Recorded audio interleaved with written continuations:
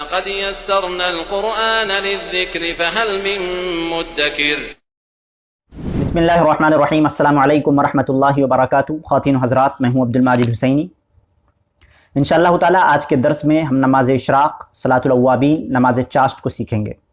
आया ये नमाज पढ़ना कुरान और सुन्नत से साबित है या नहीं है? अगर पढ़ना साबित है तो इसकी कितनी रकातें हैं, कब पढ़ी जाएंगी, वगैरह वगैरह।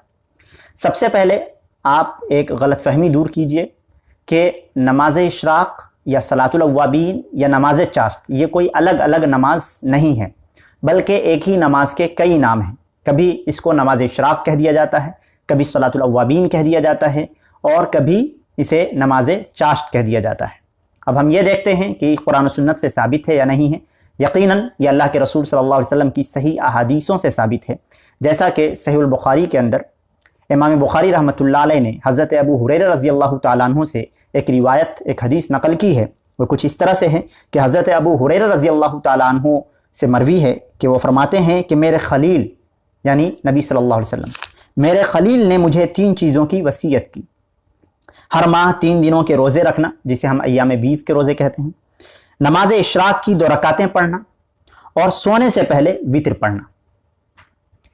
हज़रत अबू हुरैरा रज़ियल्लाहु ताला अन्हु फरमाते हैं कि मेरे खलील ने मुझे 3 चीज़ों की वसीयत की। खलील दोस्त, अल्लाह के रसूल सल्लल्लाहु अलैहि वसल्लम को प्यार से हज़रत अबू हुरैरा रज़ियल्लाहु ताला अन्हु मोहब्बत से खलील फरमा रहे हैं कि मेरे खलील ने मुझे 3 चीज़ों की वसीयत की। पहली वसीयत कि हर माह 3 दिनों के रोज़े रखना, जिसे हम अय्याम बीस के रोज़े कहते हैं, और नमाज इशराक़ की 2 रकातें पढ़ना, यही नमाज इशराक़ जिसकी हम बात कर रहे हैं, और सोने से पहले वितर पढ़ना। यहाँ पर नमाज इशराक़ की 2 रकातें पढ़ने का जिक्र मौजूद है। आगे इंशाअल्लाह ताला इसकी वजाहत आ जाएगी।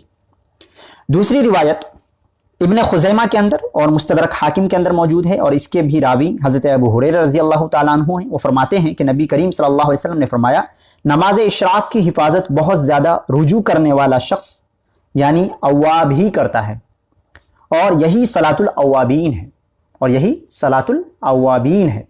जो सलातुल अव्वाबीन हमने कहा कि एक ही नमाज के कई नाम हैं, यहाँ पर क्या जिक्र हुआ है? सलातुल अव्वाबीन। तीसरी हदीस ये सुनन तिरमिज़ी के अंदर किताबुस सलात के अंदर मौजूद है, बाबू मा जा फी सलातिज़ दुहा के अंदर, कि सलातुज़ दुहा भी इसको कहा जाता है। सलातुज़ दुहा नमाज चाश्त जिसे इसका तर्जमा करते हैं, और इसी तरह से सलातुल अव्वाबीन, इसी तरह से नमाज इशराक़ वगैरह। ये रिवायत कुछ इस तरह से है कि नबी सल्लल्लाहु अलैहि वसल्लम ने फरमाया, तुम्हारा रब फरमाता है कि ए इब्ने आदम, दिन की इब्तिदा में 4 रकातें पढ़ो, मैं तुम्हें दिन की इंतहा में काफ़ी हो जाऊंगा। यह रिवायत सुनन तिरमिज़ी की है। मैंने क्यों कहा था, सबसे पहली जो रिवायत पढ़ी थी हज़रत अबू हुरैरा रज़ियल्लाहु ताला अन्हु की, उसमें 2 रकातों का जिक्र है।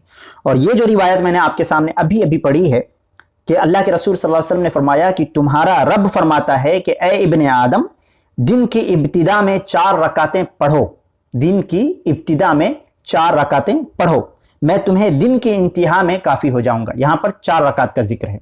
अब आगे देखिए, एक रिवायत और सही मुस्लिम की है, किताब सलातिल मुसाफिरीन व क़स्रिहा, बाबू इस्तिहबाब सलातिद दुहा के अंदर मौजूद है कि हज़रत अबू ज़र ग़िफ़ारी रज़ियल्लाहु ताला अन्हु से मरवी है कि नबी करीम सल्लल्लाहु अलैहि वसल्लम ने फरमाया, तुम में से हर एक के तमाम जोड़ों पर सुबह सदका करना लाजिम होता है।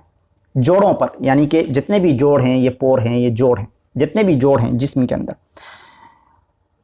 हर एक के तमाम जोड़ों पर सुबह सदका करना लाजिम होता है। बस हर तस्बीह सदका है, हर तस्बीह सदका है, हर तहमीद सदका है, हर तहलील सदका है, हर तकबीर सदका है, अच्छी बात का हुक्म और बुराई से रोकना सदका है।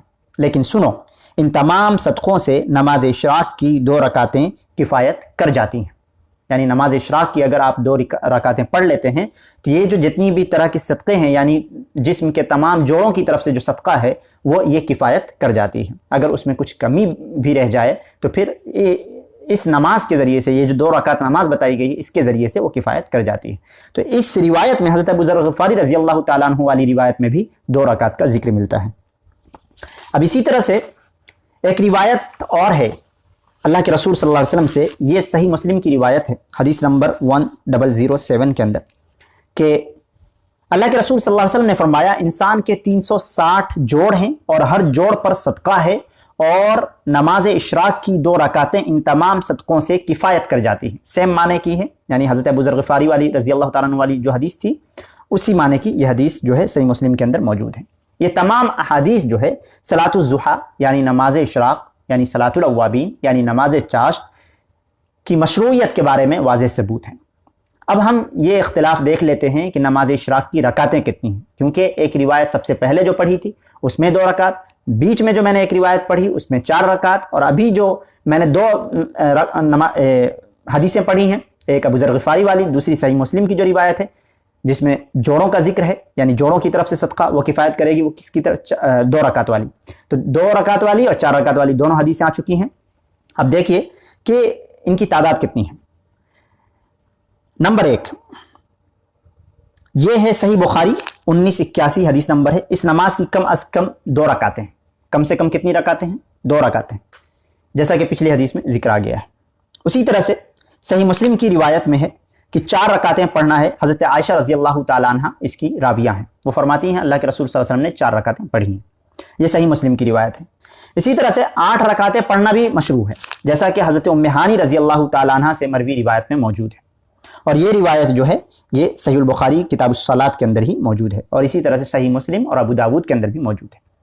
تو ان تمام روایتوں سے یہ پتہ چلا کہ کم از کم جو صلاۃ الاوابین نماز چاشت یا نماز اشراق کی جو نماز ہے وہ ہے 2 رکعت، اور میکسیمم جو اللہ کے رسول صلی اللہ علیہ وسلم سے صحیح حدیثوں سے ثابت ہے وہ 8 رکعت. حضرت ام ہانی رضی اللہ تعالیٰ عنہ اس کی راویہ ہیں، وہ فرماتی ہیں کہ اللہ کے رسول صلی اللہ علیہ وسلم نے 8 رکعتیں نماز پڑھی. کم سے کم رکعتیں 2 رکعت، اور زیادہ سے زیادہ جو اللہ کے رسول سے ثابت ہے وہ 8 رکعت. ایک روایت بیان کی جاتی ہے 12 رکعت والی. اس روایت کو دیکھیے، وہ روایت جو ہے وہ ترمذی کے اندر موجود ہے. ترمذی کے اندر موجود ہے، لیکن یہ جو روایت ہے یہ ضعیف ہے، اور حدیث نمبر ہے 473 باب ما جاء فی صلاۃ الضحیٰ.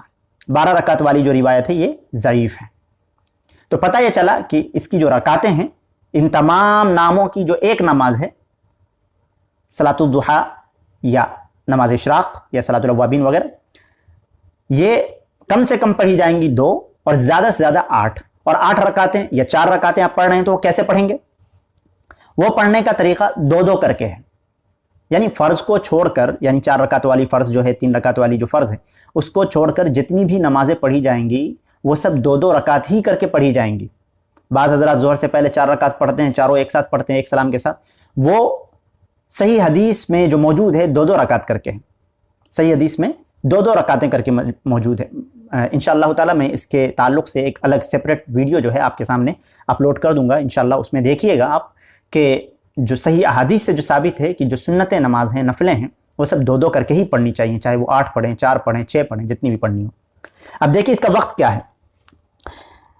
صحیح مسلم کی ایک روایت میں آپ کے سامنے پیش کرتا ہوں. حضرت زید بن ارقم رضی اللہ تعالیٰ عنہ سے مروی ہے کہ رسول اللہ صلی اللہ علیہ وسلم نے فرمایا اوابین کی نماز یعنی نماز اشراق اس وقت ہے جب شدت گرمی کی وجہ سے اونٹ کے پاؤں جلتے ہیں. اونٹ کے پاؤں جلتے ہیں. لہٰذا جو علماء ہے، فقہاء ہیں، محدثین ہیں، انہوں نے فرمایا ہے کہ اس کی جو نماز کا طریقہ ہے جو صحابہ کرام سے ثابت ہے، ان کے عمل سے جو ثابت ہے، وہ ہے آفتاب نکلنے کے بعد، یعنی سورج نکلنے کے بعد سے لے کر زوال سے، یعنی دوپہر میں جو زوال ہوتا ہے اس سے پہلے تک، یہ جو وقت ہے یہ نماز اشراق کا وقت ہے. اس وقت پڑھنا چاہیے. مجھے امید ہے کہ آپ حضرات کے سامنے نماز اشراق کیا ہے اور اس کو کیسے پڑھنا چاہیے قرآن و سنت سے ثابت ہے. یقیناً ان تمام تفصیلات کو آپ نے سمجھ لیا ہوگا. آپ حضرات سے گزارش ہے کہ آپ یہاں تک پہنچ گئے ہیں تو چینل کو ضرور سبسکرائب کر لیں، ویڈیو کو لائک کر دیں، اور کسی اپنے ایک دوست کو شیئر ضرور کر دیں تاکہ ان کو بھی اس کا علم ہو سکے. پھر بھی کسی بھی طرح کا کوئی سوال باقی رہتا ہو تو کامنٹ باکس حاضر ہے، پوچھیں، انشاءاللہ تعالی میں جواب دینے کی کوشش کروں گا. السلام علیکم ورحمۃ اللہ وبرکاتہ.